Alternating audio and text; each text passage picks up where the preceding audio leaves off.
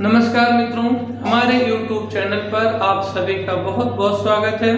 आज का वीडियो कुछ चुनिंदा प्रश्नों के साथ है जो कि क्लास 11 क्लास 12 के सिलेबस से है, इसलिए यह वीडियो क्लास 11 और क्लास 12 के लिए भी महत्वपूर्ण है और आपकी प्रतियोगी परीक्षा GIC प्रवक्ता हो या माध्यमिक शिक्षा सेवा चयन बोर्ड का हो, उसमें PGT और TGT के लिए बहुत ही इम्पोर्टेंट है।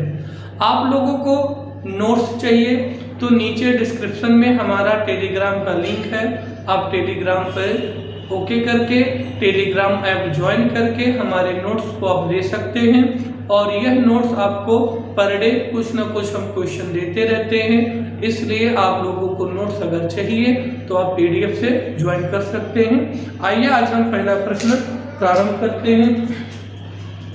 पहला प्रश्न हमारा यह है कि फेरिक क्लोराइड के विलयन में अमोनियम हाइड्रोक्साइड मिलाने पर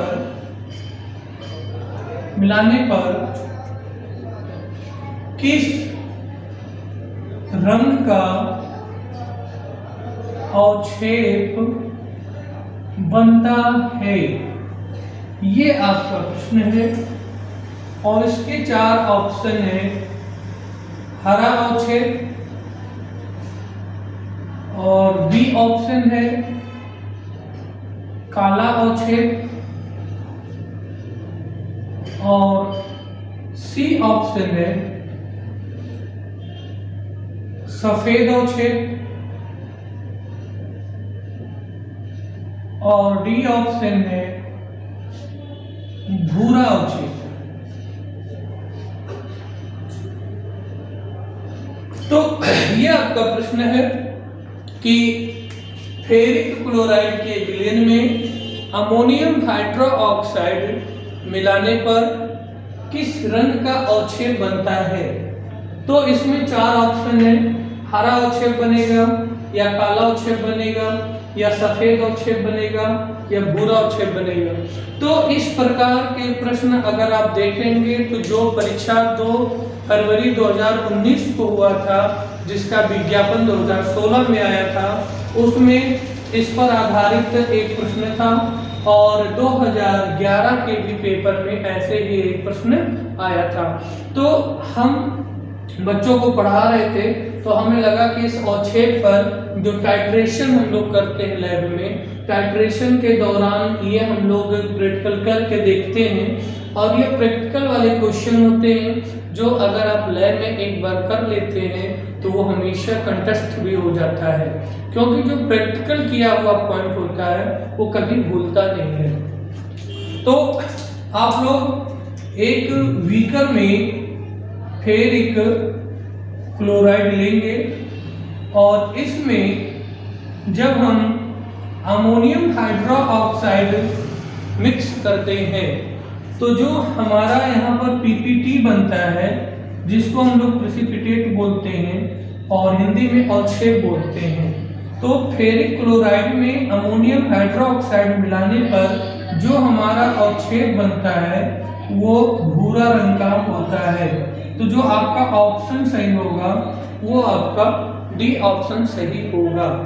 और इसमें जो रिएक्शन बनता है, अगर रिएक्शन देखेंगे तो FeCl3 प्लस NH4OH का अगर रिएक्शन करेंगे तो FeOH का होल ट्वाइस और 3NH4Cl बनता है। तो बैलेंस करने के लिए जो हम लोग 3NH4OH ले लेते हैं, तो इस प्रकार से जो है हमारा आपका ये भूरा अवक्षेप FeOH का होल ट्वाइस बन जाता है। तो इस प्रकार से ये प्रश्न आपका कंप्लीट होता है और आप लोग जब भी रिवीजन करेंगे तो ऐसे क्वेश्चन को जरूर ध्यान में रखेंगे, क्योंकि ऐसे प्रश्न आपके 12th में भी पूछ लिए जाते हैं, जो बच्चे 12th पे वीडियो देख रहे हैं, और ऐसे प्रश्न आपके कंपटीशन परीक्षाओं में भी पूछ लेते हैं। तो ऐसे क्वेश्चन को अगर हम लोग प्रैक्टिकल में किए हैं लैब में, जैसे हमारे कई साथी पीजीटी की तैयारी कर रहे हैं तो विद्यालय में पढ़ाते भी हैं और पढ़ाने के दौरान यदि वो प्रैक्टिकल कराते हैं तो प्रैक्टिकल कराने के समय इस क्वेश्चन को जरूर ध्यान में रखें, क्योंकि ऐसे प्रश्न से हमारे वीडियो बनते हैं।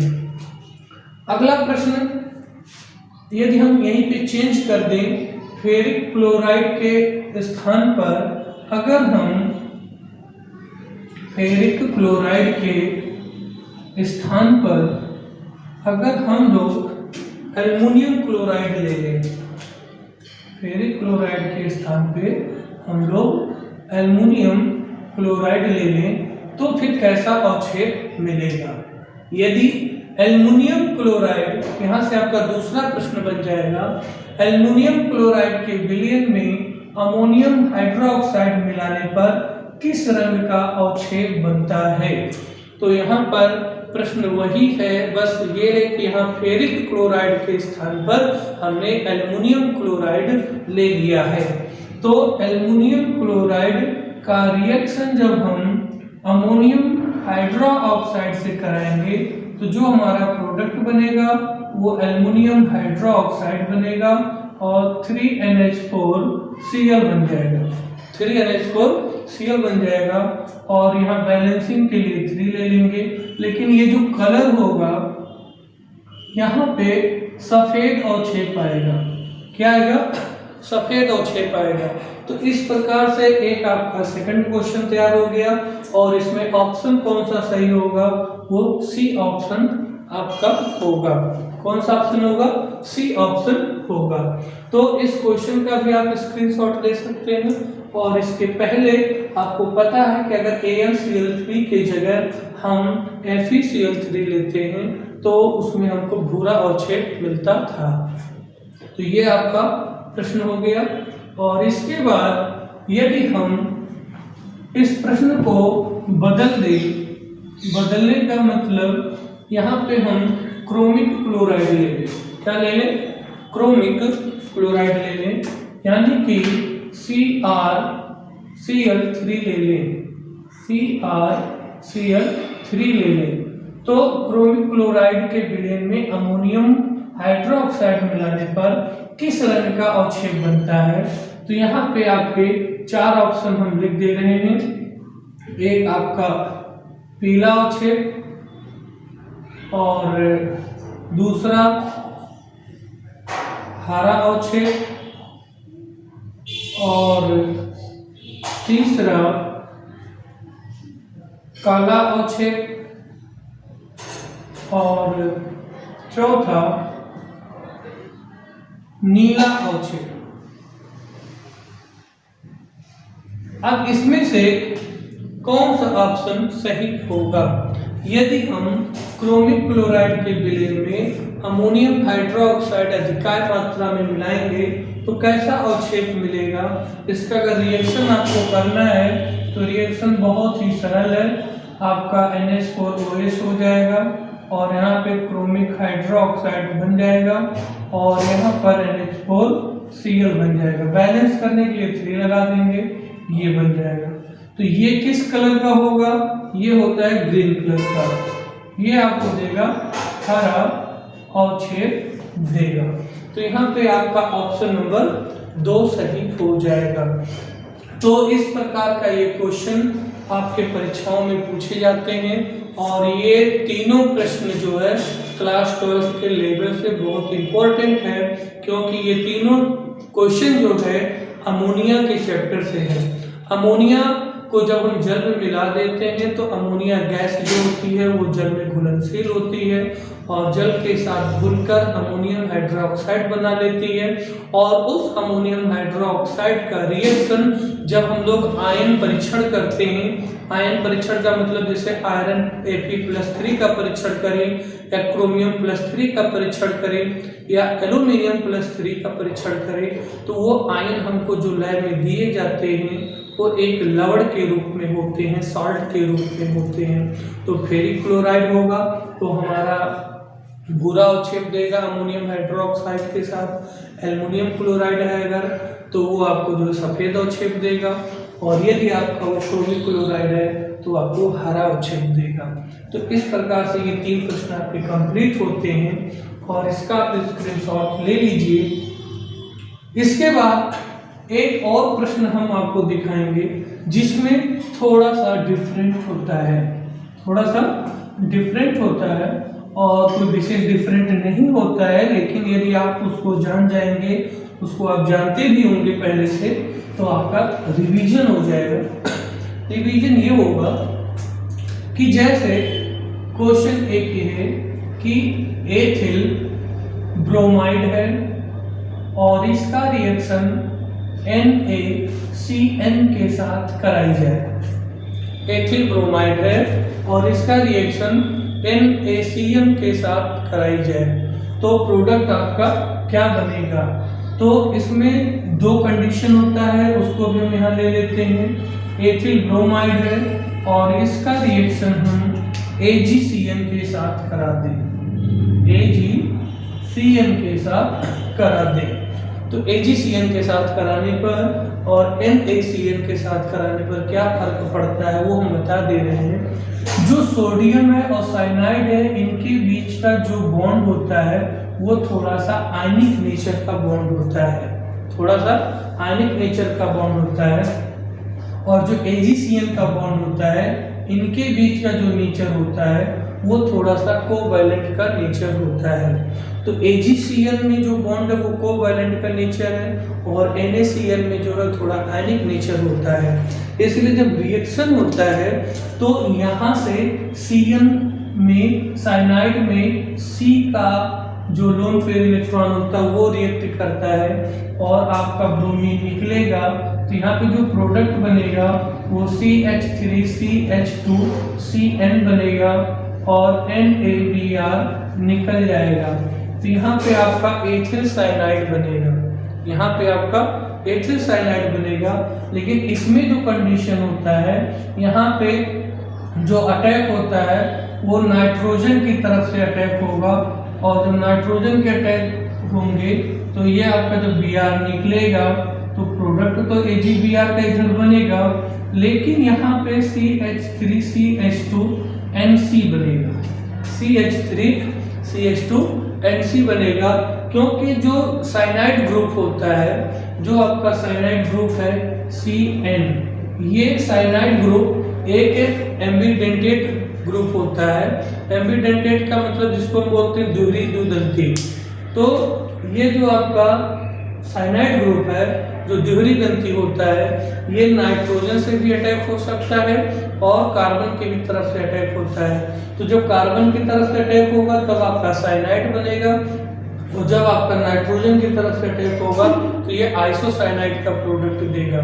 आइसोसाइनाइड तब पॉसिबल है जब Cn हम Ag के साथ लिए हों, यानी Ag के साथ ऐसा क्यों हो रहा है, तो Ag एक हमारा ट्रांजिशन मेटल होता है और ये ट्रांजिशन मेटल एक लार्ज मेटल होता है, इसलिए यहाँ पर और साइनाइड के बीच का जो बॉन्ड होता है वो कोवैलेंट नेचर के होने के कारण बॉन्ड ब्रेक नहीं होता, इसलिए नाइट्रोजन का लोन पेयर वर्क करके बॉन्ड बनता है। तो यहाँ नाइट्रोजन से जब बॉन्ड बनेगा तो ये आपका जो प्रोडक्ट होगा ये आइसोसाइनाइड का होगा और ये आपका जो है अगर NaCN के साथ होगा तो यहाँ साइनाइड बनेगा।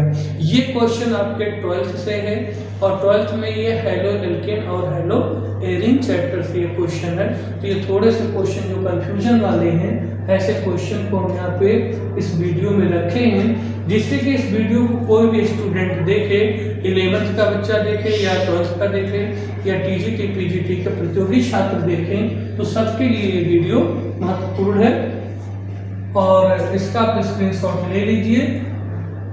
इसके बाद हम कुछ ऑक्सीडेशन की बात करेंगे, रिडक्शन की बात करेंगे। ऑक्सीडेशन नंबर कितना किसका होता है, तो ऑक्सीडेशन नंबर जैसे आप लोगों को पता है कि जो एलिमेंट इलेक्ट्रॉन को देते हैं या इलेक्ट्रॉन को लेते हैं उसी पर इनका ऑक्सीडेशन नंबर डिपेंड करता है। तो सबसे पहले एक प्रश्न है, क्रोमियम पेंटाऑक्साइड में क्रोमियम की ऑक्सीकरण संख्या है।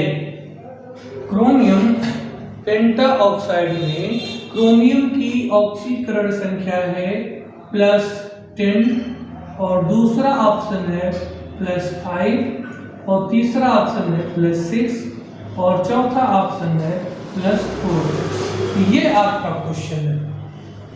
क्वेश्चन है क्रोमियम पेंटाऑक्साइड में क्रोमियम की ऑक्सीकरण संख्या है, तो क्रोमियम की ऑक्सीकरण संख्या कितनी होगी? +10 है या +5 है या +6 है या +4 है। अगर हमें इसको सॉल्व करना हो तो इसको सॉल्व करने के लिए सबसे पहले हम नियम लगाएंगे कि क्रोमियम पेंटाऑक्साइड में क्रोमियम की ऑक्सीकरण संख्या अगर निकालनी हो हमको तो हम क्या करते हैं, क्रोमियम को x मान लेंगे और ऑक्सीजन का -2 मान लेंगे और वैल्यू रखेंगे, तो वैल्यू रखेंगे तो +10 निकल जाएगा, तो वो आंसर आपका गलत हो जाएगा। इसलिए आप लोगों को पता होना चाहिए कि क्रोमियम का जो स्ट्रक्चर होता है वो बटरफ्लाई का स्ट्रक्चर होता है इस तरीके से। इसमें 4 ऑक्सीजन जो है वो परागशो बंध में होते हैं, 4 ऑक्सीजन परागशो बंध में होते हैं, इसलिए ऐसे ऑक्सीजन का जो वैल्यू रखेंगे वो -1 रखेंगे। क्या रखेंगे? -1 रखेंगे और इनका -2 रखेंगे। तो जब क्रोमियम को हम x मान लेंगे और इसके बाद 4 ऑक्सीजन -1 में होंगे और 1 ऑक्सीजन -2 में होगा, इसका 0 होगा, तो यहाँ पे जब हम पूरा सॉल्व करेंगे तो इनकी वैल्यू +6 निकलेगी। तो सही ऑप्शन क्या हो जाएगा? 3rd नंबर आपका सही ऑप्शन हो जाएगा। तो ऐसे प्रश्न को आप लोग जरूर लगाइए जो थोड़े से कंफ्यूजन वाले प्रश्न हो या डिफरेंस पैदा करते हो। तो ऐसे क्वेश्चन को जब आप सॉल्व करेंगे तो आपका टॉपिक भी क्लियर होगा और टॉपिक क्लियर होने के साथ साथ आप ऐसे क्वेश्चन से जागरूक हो जाएंगे। तो आजकल की जो परीक्षाएं हैं उसमें कुछ ऐसे क्वेश्चंस होते हैं जहां पर आपका नियम भी लगा हो, लेकिन नियम के साथ साथ उनके जो एक्सेप्शनल एलिमेंट कॉन्फ़िगरेशन सब चलते हैं और एग्जाम्पल होते हैं, उनकी भी जानकारी आपको अच्छे से होनी चाहिए। तो इसका जो है आप लोग स्क्रीनशॉट ले लीजिए। और इसके बाद एक प्रश्न और हम करेंगे ऑक्सीकरण संख्या से ही, ऑक्सीकरण संख्या से करेंगे हम लोग। प्रश्न ये है कि P4 में P की ऑक्सीकरण संख्या है, इनके 4 ऑप्शन बनेंगे A B C D। तो +5 -5 -3 और +3 और एक ऑप्शन होगी 0, एक ऑप्शन होगी 0। तो ये P4 है। P4 आप लोगों को पता है कि P4 की जो संरचना होती है वो ये होती है, P4 की जो संरचना होती है वो ये होती है। और P4 एक टेट्रा मॉलिक्यूल होता है। टेट्रा मॉलिक्यूल मतलब इसमें 4 एटम यानी टेट्रा एटॉमिक मॉलिक्यूल होते हैं। तो ये टेट्रा एटॉमिक मॉलिक्यूल है फास्फोरस, और इसमें प्रत्येक फास्फोरस यानी प्रत्येक फास्फोरस में जो संकरण होता है वो sp3 होता है। प्रत्येक फास्फोरस का जो संकरण होता है वो sp3 होता है और प्रत्येक फास्फोरस के पास 1 लोन पेयर इलेक्ट्रॉन होता है। ये भी प्रश्न में पूछे गए हुए हैं, कई बार पूछे गए कि P4 में प्रत्येक फास्फोरस किस संकरण का होता है। तो P4 में जो प्रत्येक फास्फोरस होता है वो sp3 संकरण का होता है। और sp3 की अगर बात की जाए तो sp3 का जो संरचना होता है वो चतुष्फलकीय होता है, वो चतुष्फलकीय होता है, टेट्राहेड्रल, और उसको पॉइंट ग्रुप सिमेट्री में हम TD से बात करते हैं। जो बच्चे BSc और MSc के हैं, TGT की तैयारी कर रहे हैं, उनको पता होगा कि जो चतुष्फलकी की बात होती है वो टेट्राहेड्रल में बात होती है, और पॉइंट ग्रुप सिमेट्री में चतुष्फलकी की जो ज्योमेट्री होती है वो टीडी होती है। अर्थात आप इस प्रश्न को और भी जटिल बना सकते हैं कि जो P4 होता है हमारा tetra atomic molecule of phosphorus, उसमें जो प्रत्येक फास्फोरस होता है उसका जो पॉइंट ग्रुप होता है वो टीडी होता है, यानी कि टेट्राहेड्रल होता है। इसके बाद प्रत्येक फास्फोरस के पास एक लोन पेयर इलेक्ट्रॉन होता है, ये भी यहाँ से प्रश्न बनेगा। दूसरा, P4 में कितने p बॉन्ड p होंगे, P4 में कितने p बॉन्ड p होंगे, तो देखिए 1 2 3 4 5 6, तो p बॉन्ड p यानी फास्फोरस से फास्फोरस के बीच जो बॉन्ड है वो टोटल 6 बॉन्ड होंगे। कितने बॉन्ड होंगे? 6 बॉन्ड होंगे। तो ये सब P4 के बारे में हमने आपको बताया है। और यहाँ पे P4 में p यानी फास्फोरस के अणु में फास्फोरस की ऑक्सीकरण संख्या कितनी है, तो आप इसको सॉल्व कर सकते हैं। और सॉल्व करने के बाद यदि आप इसके सही आंसर पे जाएंगे तो इसका सही जो ऑप्शन होगा वो आपका E होगा। E क्यों होगा?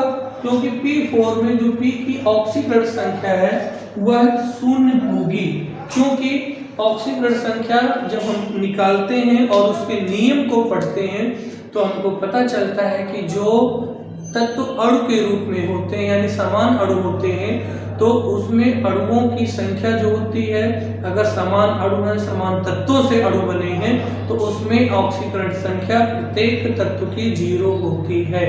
तो P4 में P की ऑक्सीकरण संख्या 0 होगी। उसी प्रकार से अगर S8 है तो उसमें भी S की ऑक्सीकरण संख्या 0 होगी। अगर ओजोन है, O3 है, तो उसमें भी O की ऑक्सीकरण संख्या 0 होगी। तो ऑक्सीकरण संख्या इस प्रकार से हम लोगों को मालूम होना चाहिए, जिससे कि फ्यूचर में परीक्षा में कोई भी प्रश्न हमारे गलत ना हो। इसको आप स्क्रीनशॉट ले सकते हैं, और स्क्रीनशॉट लेने के बाद हम एक नेक्स्ट प्रश्न पर आएंगे। एक प्रश्न हम ले रहे हैं थर्मोडायनामिक्स से, एक प्रश्न हम लेंगे थर्मोडायनामिक्स से लेंगे, और वो प्रश्न है आपका कि जल की किस अवस्था में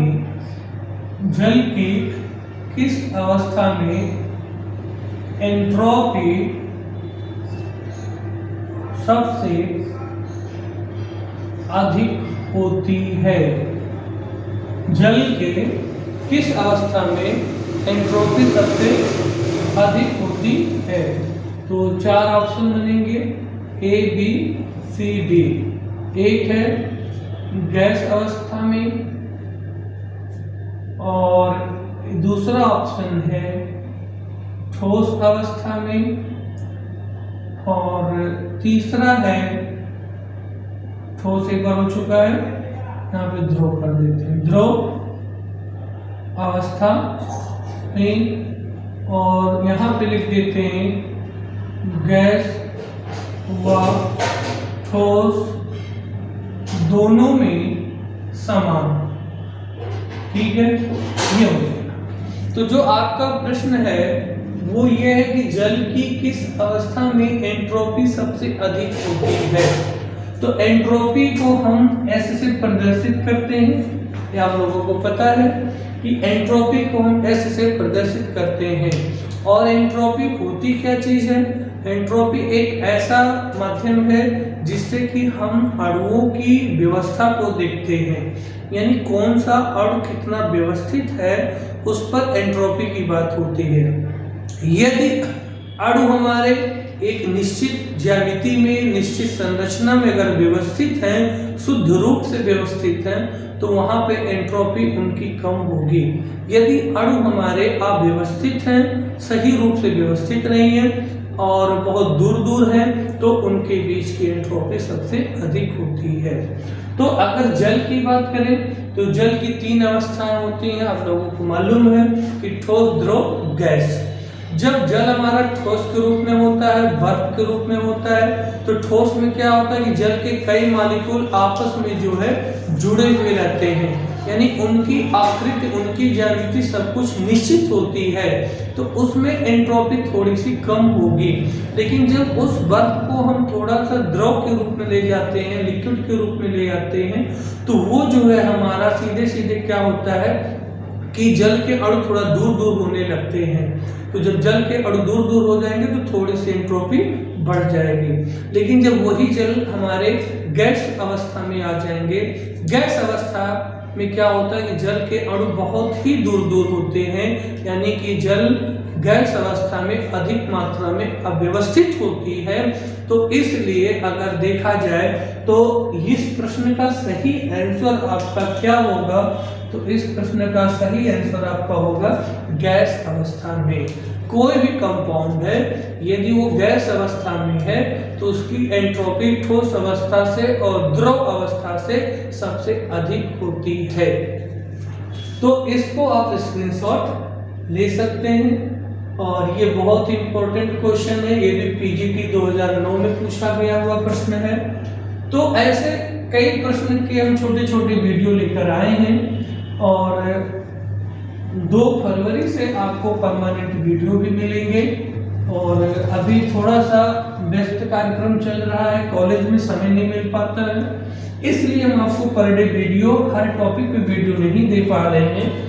तो टाइम निकाल कर बहुत ही इम्पोर्टेंट से आज ये वीडियो बना है बिना किसी तैयारी के। तो केवल एक छोटा सा वीडियो हमने आपको दिया है क्वेश्चन के माध्यम से, जो क्वेश्चन हमारे मेमोरी बेस पे क्लियर है उसी के बेस पे हम बना दिए हैं। एक प्रश्न है, NaCl ठोस क्रिस्टल में, NaCl ठोस क्रिस्टल में प्रत्येक क्लोरीन